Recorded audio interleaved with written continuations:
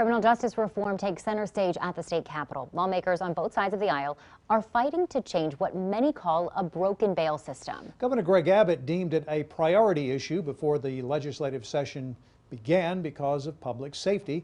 But criminal justice advocates worry laws moving forward right now unfairly target certain communities. KXAN's Jennifer Sanders takes an in-depth look at both sides.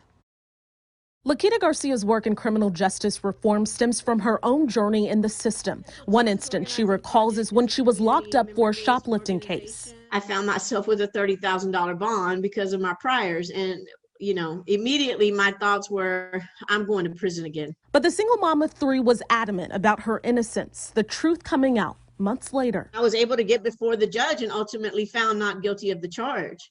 But after I'd already sat in jail serving a sentence of a year for a crime I didn't even commit. She doesn't think someone's freedom should be based on their ability to pay.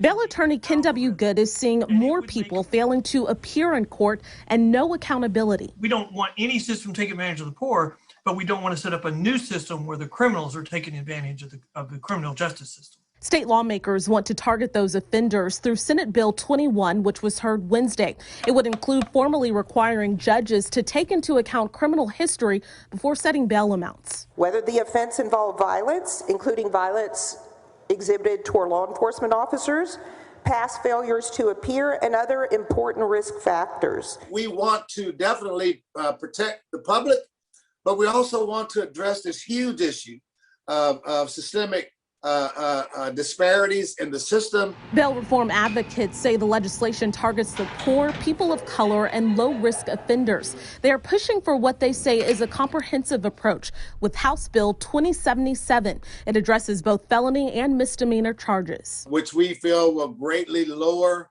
the number of folks who are in jail right now simply because they cannot pay bail. In Austin, Jennifer Sanders, KXAN News.